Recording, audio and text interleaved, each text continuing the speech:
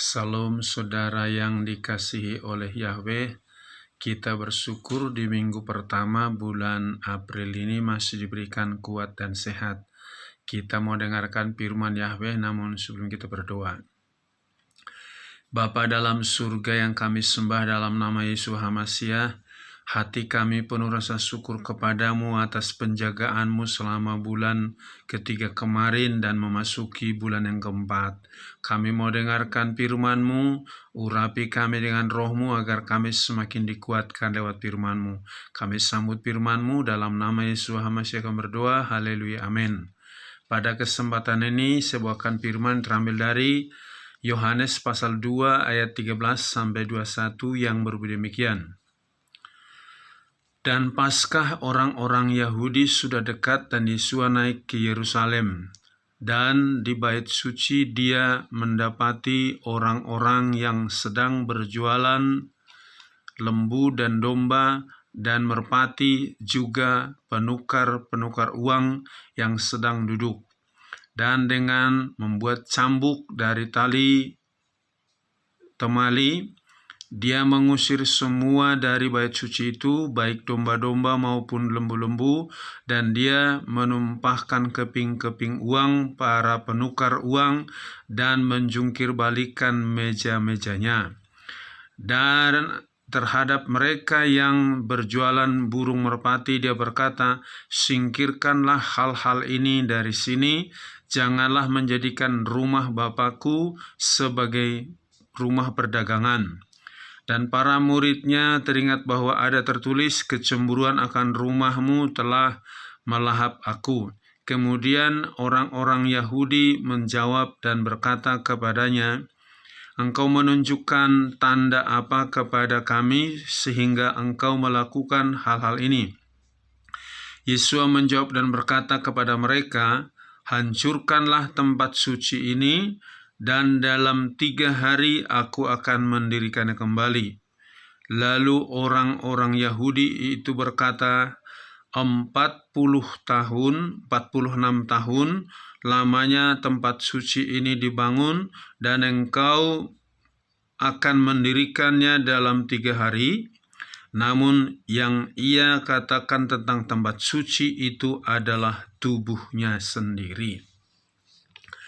Saudara yang dikasihi oleh Yahweh, kita tahu di dunia ini ada banyak macam-macam agama dan juga termasuk gereja berbagai macam aliran, dan hampir setiap agama mempunyai dianggap tempat suci. Kalau bagi orang Kristen dianggap tempat ibadah itu atau gereja itu dianggap tempat suci, sehingga di tempat ibadah dia tidak berkata-kata yang tidak baik, atau tidak merokok, tidak melakukan hal-hal yang tidak baik, tapi dia hanya memuji Yahweh. Begitu juga orang Islam di masjid, atau pada saat dia naik haji, sama. Juga orang Hindu Buddha, tempat wiharanya, begitu dijaga tempat ibadahnya karena dianggap tempat suci atau bait suci adalah tempat ibadah itu. Hal ini adalah sangat keliru, karena bait suci yang sesungguhnya adalah tubuh daripada Yesus HaMasiah.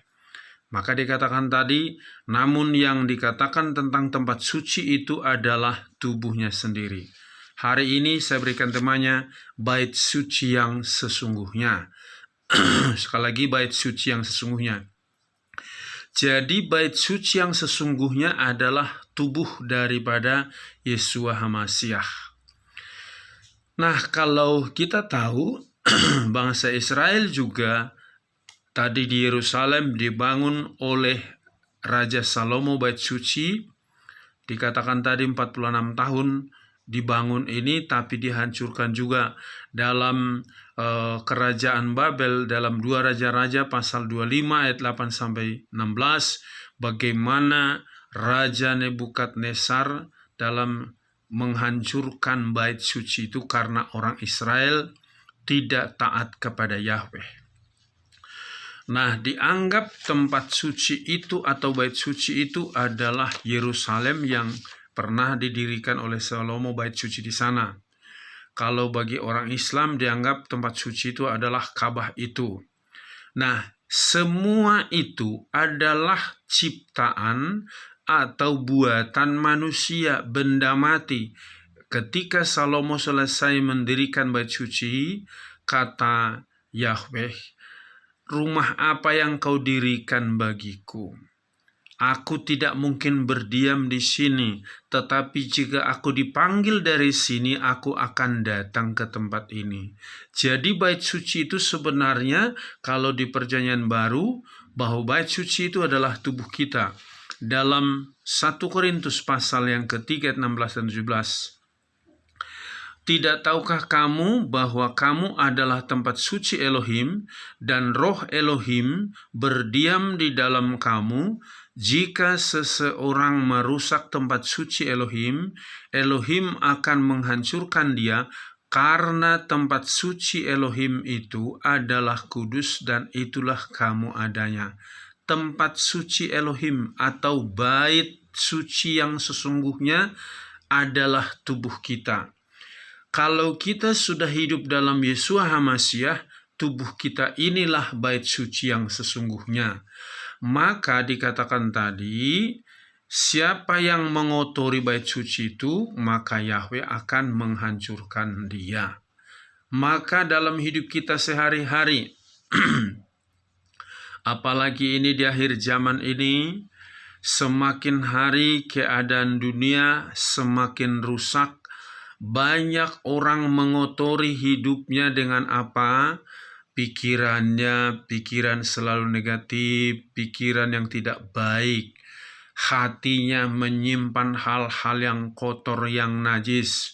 Tubuhnya dirusak dengan minuman keras, dengan merokok, dengan berkata-kata kotor. Semua itu merusak bait suci. Padahal bait suci yang sesungguhnya adalah tubuh kita.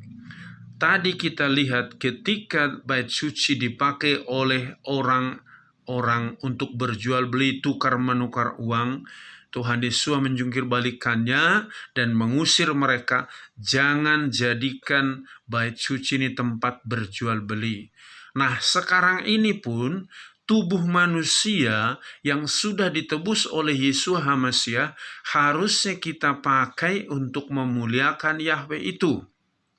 Nah, jadi bagaimana caranya, apa yang harus kita lakukan untuk menjaga kekudusan bait suci itu setiap saat, karena bait suci yang sesungguhnya adalah hidup kita, tubuh kita. Pertama-tama kita harus mentaati firman Yahweh setiap saat. Yohanes 17 ayat 17. "Kuduskanlah mereka dalam kebenaran, firman-Mu adalah kebenaran." Kita ingat Adam dan Hawa diperingatkan oleh Yahweh, semua buah pohon dalam taman ini boleh kau makan dengan bebas, kecuali yang di tengah taman jangan kamu makan. Itu di dalam Kejadian pasal 2 ayat 16. Tetapi di dalam Kejadian pasal 3 di ayat 4, bagaimana ular atau iblis memakai ular berkata kepada Hawa, "Hawa, makan saja buah pohon yang di tengah taman itu, kau tidak akan mati, tapi kau sama seperti Yahweh." Dan ayat yang kelima, Hawa memakannya, dan ayat yang keenam, dia berikan kepada Adam. Dan mereka tidak taat firman Yahweh, makanya dirusak hidup mereka, dihukum, diusir dari Taman Eden, harus sakit dalam hidupnya. Hawa harus sakit melahirkan, Adam harus susah payah mencari nafkah. Itu akibat tidak taat kepada firman Yahweh, tidak menjaga kekudusan bait suci. Maka kita harus mentaati firman Yahweh setiap saat. Yang kedua, kita harus hidup dalam Yeshua setiap saat. Hidup artinya dalam Galatia pasal 2 ayat 20a yang berbunyi demikian. Kata Paulus, "Aku telah disalibkan bersama HaMasyiah, aku hidup, tetapi bukan lagi aku, melainkan Hamasiah yang hidup di dalam aku.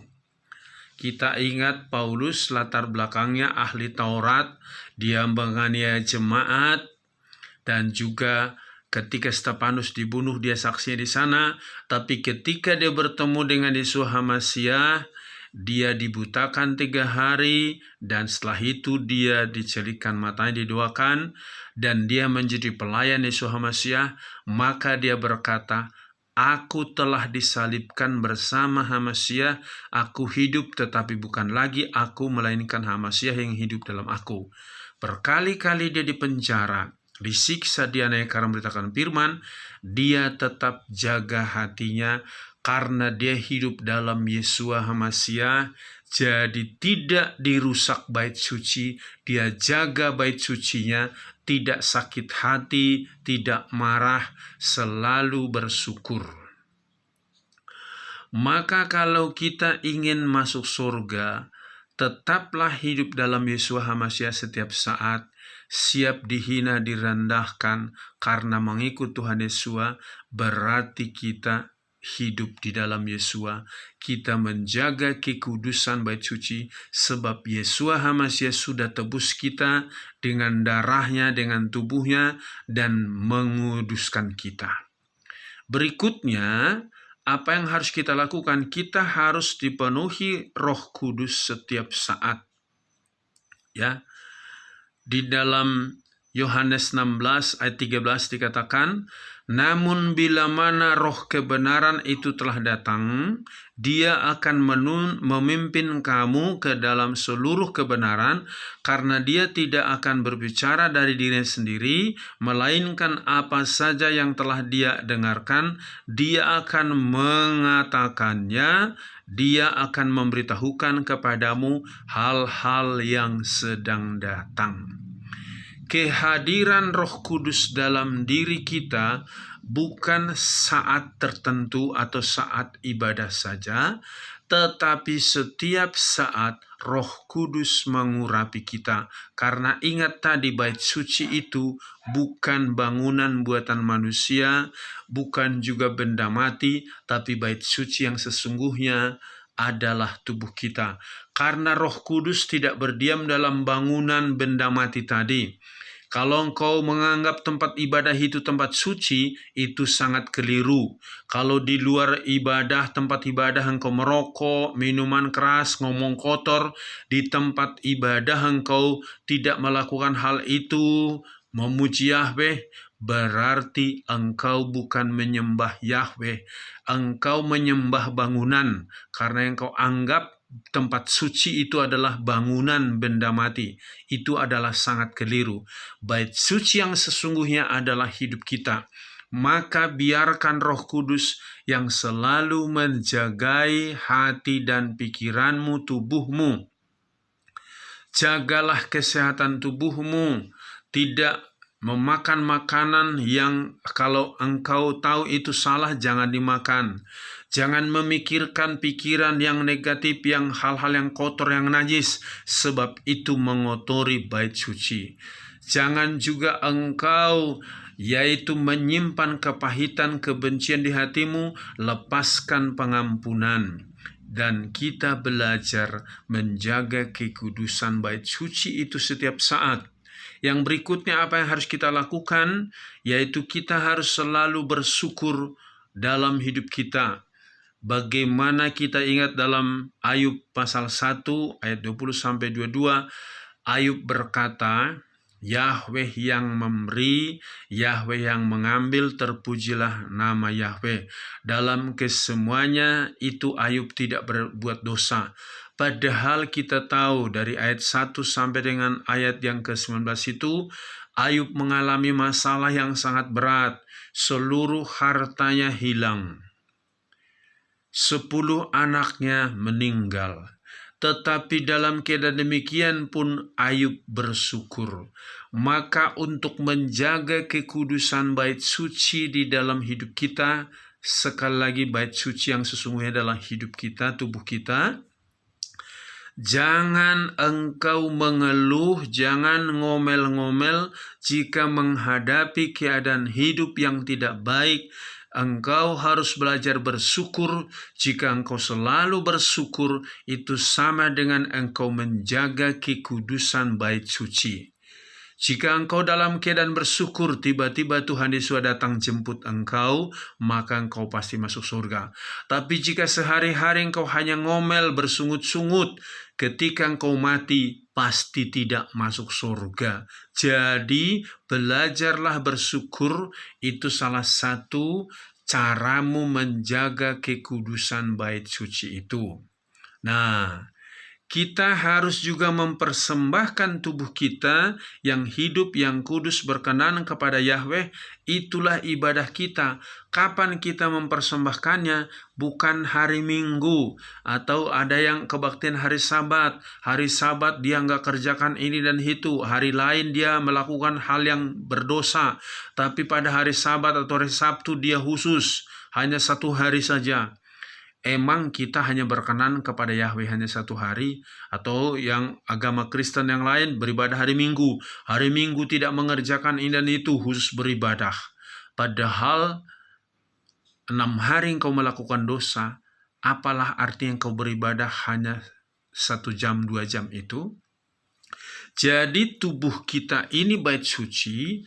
Jaga kekudusan bait suci itu, beribadah bukan hari Minggu, bukan hari Sabtu, atau agama lain hari Jumat, tapi beribadah itu setiap saat. Dalam Roma pasal 12 ayat 1.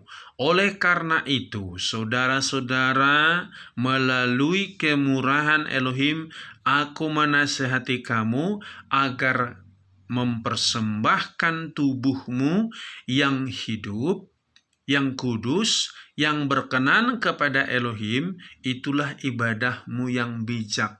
Kapan kita mempersembahkan tubuh kita ini? Setiap saat. Kalau kita beribadah, menjaga kekudusan bait suci ini setiap saat, kapanpun kita mati nggak usah takut. Kapanpun Tuhan Yesus datang, kita nggak usah takut. Sebab apa? Dia mendapati bait suci dalam keadaan kudus. Tidak seperti yang kita baca dalam Yohanes pasal 2 tadi, ketika Tuhan Yesus datang ke bait suci dipakai tempat berjual beli, berdagang, tukar-menukar uang. Jadi kalaupun situasi dunia ini sekarang makin sulit, jaga kekudusan bait suci, hatimu, pikiranmu, tubuhmu tetap di dalam kekudusan, dalam kebenaran. Ingat, ada Roh Kudus yang menolong engkau, menguatkanmu, membimbingmu, sehingga berjalan sesuai dengan kehendak Yahweh. Amin. Sampai di sini firman Yahweh, kita berdoa. Bapa dalam surga, terima kasih buat firman-Mu yang sudah kami dengarkan. Kami bersyukur kembali diingatkan bahwa bait suci yang sesungguhnya adalah tubuh kami. Kami harus menjaga dengan kudus dan benar, sebab Engkau telah menebus kami melalui tubuh dan darah-Mu. Biar kami mempersiapkan diri juga menyambut kedatangan Yesus HaMasyiah yang akan membawa kami masuk dalam kerajaan surga. Maka Engkau mendapati kami, tubuh kami, bait suci-Mu yang kudus dan benar, sehingga kami layak bertemu dengan Engkau. Berkati bapak-bapak, ibu-ibu, pemuda, remaja, anak-anak, supaya tetap hidup di dalam kekudusan kebenaran firman-Mu. Berkati bangsa dan negara kami. Berkati seluruh hamba-hamba-Mu. Orang-orang yang sakit Engkau sembuhkan, yang lemah Engkau kuatkan, yang tidak ada jalan bukakan jalan. Di dalam nama Yesus HaMasyiah kami berdoa. Haleluya. Amin. Salam. Yahweh berkati.